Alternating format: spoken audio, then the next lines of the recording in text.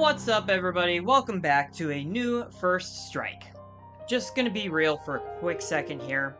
My schedule right now is completely unpredictable. I will probably be putting up a video to talk about that if anybody's actually interested, but the short version is I am a caretaker for my mom who has Alzheimer's, and yeah, everything's just unpredictable. So while these First Strikes were kind of meant to give me a chance to review new games in a way that made sense, given that I don't get games early or anything like that, it's not always going to happen that way. Which brings me to today's First Strike. Even though it's been way too long for this to be an appropriate time to talk about this game, I really want to just take a minute and cover in this video talk about Clair Obscur Expedition 33. I had my eye in this game for a long time, and I know it's kind of breaking the internet right now. I got so distracted by the Switch 2 launch that happened a couple weeks ago as I record this. I can't stop my hype with that, but then I almost missed the release of this game. I am actually legitimately thankful for Xbox Game Pass now, so I had a chance to actually check this game out, and now I just have to talk about it. I will not be saying the full title for the extent of this video. I will just be saying Expedition 33. I don't even know if I'm pronouncing it right, so it's hard enough to even type Expedition 33 in my script without the French words that I can't pronounce. So, that was a lot of stuff. Let's talk!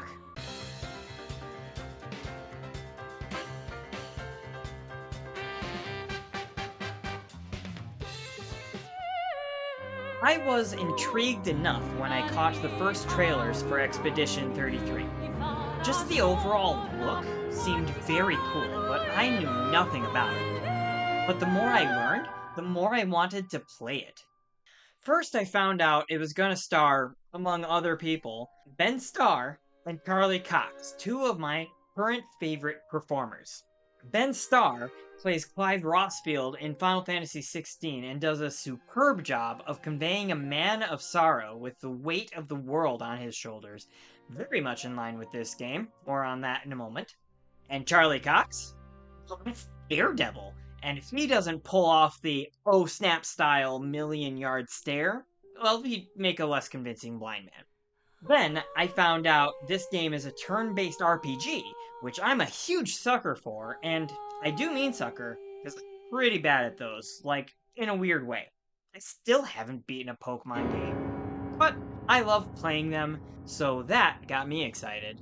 And then I looked into Sandfall Interactive, the new developer for this game. Turns out, this is one of those ex-big company developer studios, and this one is a splinter group from Ubisoft.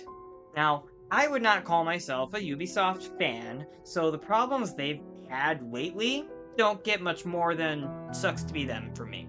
But I do believe that most of their games, regardless of the reception they get, are actually quite good, so I expected this one to follow that trend. And from what I hear, has far surpassed any expectations anyone had. But, like I said, I've had my eye on it distantly for a good long time. It was one of those games where I just have to try to remember this one. And I'm glad that I did eventually remember it, Xbox Game Pass. With Switch 2, I would have 100% missed this game completely, except Game Pass. Thank you, Microsoft. As for this game's story, I don't want to spoil anything really. All I want to say is that your characters are on an expedition, haha, to stop this supernatural entity called the Paintress from successfully completing a genocide by painting a number that continues to go down, and anyone at the age that matches that number simply vanishes into dust and flower petals. Let's just say the game doesn't get terribly cheery, certainly for a while, but you do get that awesome RPG party camaraderie eventually. So, it's not all doom and gloom. Trigger warnings are present at the game's start, so while I don't want to spoil anything, just be careful when you do decide to pick it up. I already covered the fact that this game is a turn-based RPG, and that I enjoy them, but I am bad at them. As far as turn-based RPGs go, this one incorporates two of my favorite turn-based mechanics. First of all, there's a dodge and parry system where, with correct timing, you can not only avoid damage, you can counterattack on the enemy's turn. This reminds me of kind of a whiplash moment here. This reminds me of the Mario and Luigi series. And yep, we went from existential dark fantasy to a Mario RPG. Take a moment to recover your breath from that sharp turn. Like I was saying, the Mario and Luigi series is the main thing I think of when an RPG allows for active time defensive maneuvers like dodging. This system is enormously fun because if you get really good at timing it, you can get through dozens of battles having taken minimal damage. The other core mechanic in this game reminds me of something much less jarring to compare with Expedition 33, and this mechanic has to do with each party member having their own unique combat mechanic to maximize their combat potential. This is definitely something easier to explain with an example, so for reference, think about Final Fantasy VI. In Final Fantasy VI, each character has a unique skill in combat. Like, the main character Terra is the only one who can cast traditional magic. There's one guy who's a thief that can steal items and increase your chances to run away. There's some weird kid raised by animals who plays like a berserker. And there's a runaway Street Fighter character. If you don't know what I'm talking about with the Street Fighter character thing, maybe you've heard about suplexing a train. That's kind of the meme. At any rate, Expedition 33 has a similar function, though I'm sad to report that at my current level of progress, nobody has suplexed a train. But this stops. The main guy has a charge that builds with certain skills, and as he builds up that charge, he can use a super attack, basically, and that gives a good chance to stagger the enemy and huge damage with it as well. There's also a mage-like character who can collect elemental points, basically, that are required to get buffs for other skills, and another character that cycles between some combat stances for stat boosts and skill enhancements as well. In fact, that's the most fun part about this game's combat. Each character has a variety of ways to buff and enhance their skills by using other skills, or sometimes they'll buff each other's skills, and learning how to chain all the skills together to maximum effect is really awesome. Like, I'm still very early in the game, but thanks to the way that these skills affect each other, I've managed to land an attack over 2,000 damage already. My average attack is only a couple hundred, so this is huge, and played a pivotal role in defeating what seemed like one of those deceptively tough kind of enemies, like a Final Fantasy Tonberry. In this case, that's a mine. Go figure. And finally, I do see some Dark Souls DNA here. I know, we're all just sick of seeing Dark Souls invade any and all games ever made since it released. But look, we have these flags placed throughout this game, and when you touch these flags, this is the only time that you can make use of any skill points you've earned. And you can apparently upgrade weapons here, though I haven't unlocked that mechanic yet, and this is also where you level up your character's stats. Not only that, it respawns most of the enemies you've defeated before, and also refills the limited consumable items that you carry. I'm sorry, this is a Dark Souls bonfire, plain and simple.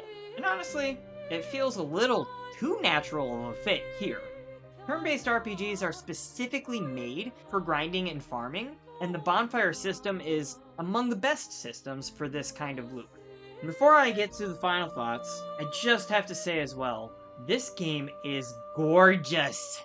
The visuals are stunning, even though, because this is technically an indie game, it does get a little bit, the camera gets a little wacky sometimes. And the music is sublime. I was pleasantly surprised to find out this game is mostly a classic RPG, indicated by the moment I left the first major area and found out there's an old school overworld map. It's kind of a weird thing, like this is hardly a mechanic that we need. It was meant to provide a sense of scale to imply the vastness of a world. But I find it still has that effect here.